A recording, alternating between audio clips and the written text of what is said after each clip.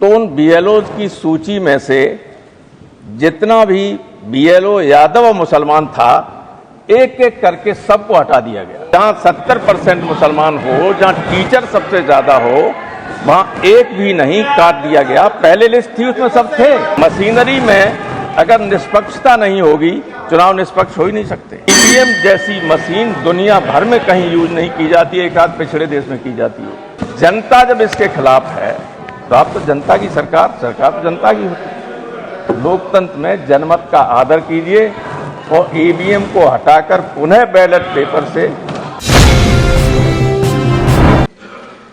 पहला सुझाव तो मेरा यह है कि जिस दिन इलेक्शन कमीशन के कंपोजिशन के बारे में संशोधन किया गया, चीफ जस्टिस को हटाकर उसकी जगह एक मिनिस्टर को कर दिया गया, आपकी नीयत ठीक हो न हो, या नीयत बिल्कुल ठीक हो, लेकिन जनता में ये संदेश गया, ये इलेक्शन कमीशन की निष्पक्षता को खत्म करने का एक प्रयास है। इसलिए मेरा अनुरोध है कि जो पहले व्यवस्था थी इलेक्शन कमिश्नर्स के अपॉइंटमेंट की, उसमें जो prime minister, leader opposition of Lok Sabha और चीफ जस्टिस ऑफ इंडिया हुआ करते थे, वही व्यवस्था को फिर से किया जाना चाहिए, नंबर 1। नंबर 2, जो चुनाव से जुड़े हुए अधिकारी हैं और कर्मचारी हैं, उनकी नियुक्ति धर्म, जाति या अन्य किसी प्रक्रिया या उसके दिमाग में लोगों को होता है, उससे हटके निष्पक्ष और पारदर्शी होनी चाहिए। मैं आपको ये बता रहा हूं कि हमारे यहाँ अभी उत्तर प्रदेश में कुछ उपचुनाव हुए, उनमें इलेक्शन कमीशन की जानकारी में मिलाया गया, तथ्य दिए गए कि बीएलओज की सूची ये है। उसके बाद दबाव पड़ा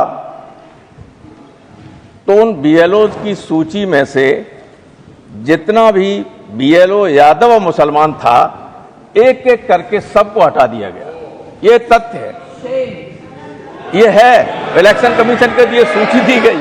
इलेक्शन रिफॉर्म्स पर प्लीज बोले डॉक्टर साहब। लेकिन कुंदरकी में केवल गलती से एक मुसलमान हो गया। जहां 70% मुसलमान हो, जहां टीचर सबसे ज्यादा हो, वहां एक भी नहीं काट दिया गया। पहले लिस्ट थी, उसमें सब थे, लेकिन लिस्ट हटा दी गई।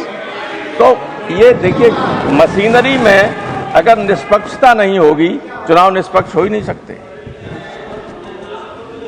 ऐसा कभी होता है कि अगर मुलायम सिंह यादव और अखिलेश चीफ मिनिस्टर हों तो जिले में कोई बड़ा अधिकारी, SP, additional SP, DM Yadav अगर होगा तो ट्रांसफर कर दिया जाएगा। इलेक्शन रिफॉर्म्स पर ही बोले डॉक्टर साहब, उसी में वही रिकॉर्ड पे जाएगा प्लीज।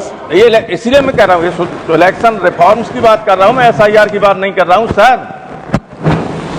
इलेक्शन कमीशन को इसलिए कोई ऐसा होना चाहिए, अपॉइंटमेंट किए जाएं, सारी सूची बीएलओज की है, उसमें आप कंप्यूटराइज करके रैंडम सिस्टम से चुन लीजिए। ये नहीं कि आप जो है इसको छोड़ दीजिए, इसको लगा दीजिए। पीपुल्स रिप्रेजेंटेशन एक्ट में यह है कि वोटर को लाना बूथ तक और या उसको रिश्वत देना, ये करप्ट प्रैक्टिस है और ये सिद्ध हो जाता है तो चुनाव रद्द हो जाता है। तो हम लोगों ने नहीं देखा क्या हुआ, रेलों में कैसे लोग आ रहे थे, आते हुए भी देखा कितने प्रसन्न थे और जाते हुए देखा कितनी गालियां पड़ रही थी इन लोगों पर, ये सबने देखा। अगर टीएन सेशन जैसे चीफ इलेक्शन कमिश्नर रहे होते तो जो बिहार में ठीक चुनाव से पहले पैसा दिया गया, या तो चुनाव को टाल दिया जाता या बिहार का चुनाव रद्द कर दिया जाता। ये करप्ट प्रैक्टिस थी, ये रिश्वत थी और इस तरह की प्रक्रिया नहीं अपनानी चाहिए। इतने इस तरीके से सत्ता में 100 साल बने रहिए, लेकिन जनता की निगाह से गिरी जाती है। एक पहले व्यवस्था थी सर कि जब वोट पड़ता था, वोट वाले दिन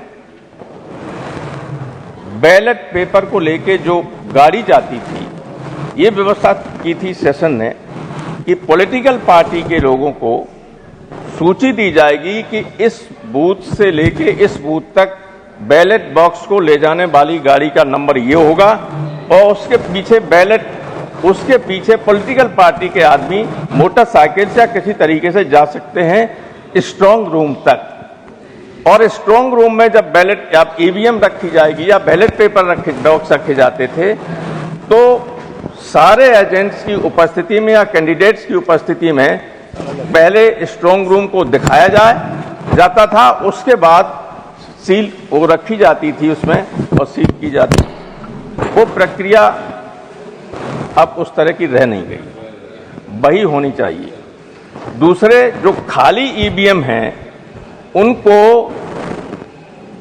उस परिसर में नहीं रखा जाना चाहिए जहां पर स्ट्रांग रूम। ये इलेक्शन कमीशन के निर्देश भी हैं, इसके बावजूद ये होता है। हर बार झगड़ा होता है। झगड़ा हुआ था बनारस में कि नहीं हुआ, कई जगह हुआ।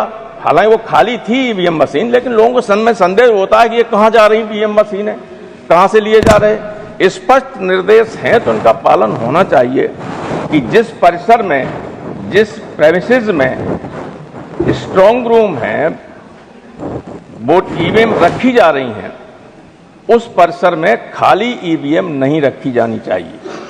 एक और कोई कानून में व्यवस्था करनी चाहिए। ये सबके लिए है, ऐसा नहीं है कि किसी राज्य में आप जीत जाते, किसी में हार भी जाते।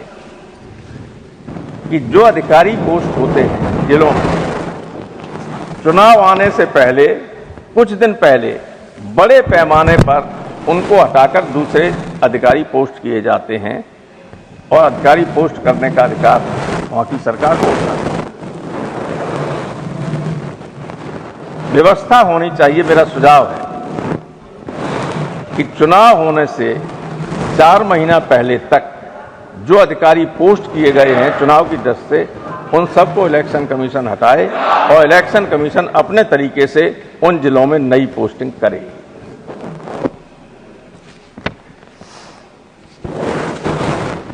ये जो प्रक्रिया चल भी रही है, मैं उसकी बात नहीं करना चाहता था, लेकिन फिर भी कभी कभी कुछ लोग जो हैं आत्मघाती गोल भी करते हैं। जैसे उत्तर प्रदेश में एसआईआर चल रही, हमारे माननीय मुख्यमंत्री जी ने कहा कि हम डिटेंशन कैंप बनवाएंगे लोगों के लिए। तो जो सुस्त बैठे थे लोग, उन्होंने भी अपना सब फार्म भर के वोट बनवा लिया। अब इनको ये लगा कि हमारे वोट नहीं पूरे बन पाए, ये सब विपक्ष के वोट तो बन गए। अब आप देखिए, इस प्रक्रिया में मंत्री और मुख्यमंत्री की कोई भूमिका नहीं। Election commission, BLO, political party, इसके बाद मंत्री भेजे जाते हैं। सब जानते हैं कि अधिकारियों से कहा जाता है कि भाई ऐसा कैसे हो गया, अब ये करो। तो अब सिस्टम ये होने वाला है कि जो कैटेगरी सी में वोट है उनको एज सच उसको कैटेगरी 1 में कर दो, कोई डॉक्यूमेंट की जरूरत नहीं। तो जो पारदर्शी तरीका है उसके लिए कोई न कोई आपको व्यवस्था करनी पड़ेगी, वरना आरोप ये लगते ही रहेंगे आप पर हमेशा। आखिर में एक बात कहना चाहता हूं मैं, इस देश के लगभग 60% लोग आपके पक्ष में नहीं, सरकार भले ही आपकी, और वे सब ईवीएम के खिलाफ हैं। वो सब ईवीएम के खिलाफ हैं। तो जनमत की इच्छा का ध्यान रखते हुए जो लोग मांग कर रहे हैं और दुनिया भर का उदाहरण दे रहे हैं यहाँ, और वो सही बात भी है। आपके व्हाट्सएप पे, कॉल में जो मैसेजेस हैं, आप जब ये कर सकते हैं कि साहब ये 1 घंटे में डिलीट हो जाए, हो जाता है कि नहीं हो जाता है? ये 1 महीने बना रहे, डिलीट हो जाए, हो जाता है। तो क्या ये नहीं है कि 50 वोट पड़ने के बाद जो वोट पड़ेगा उसका हर दूसरा वोट कमल में ही चला जाएगा? Is it not possible? It is possible.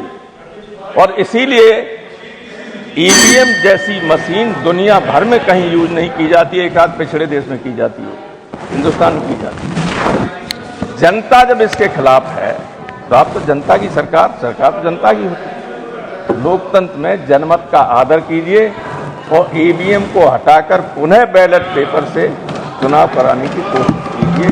बहुत बहुत धन्यवाद।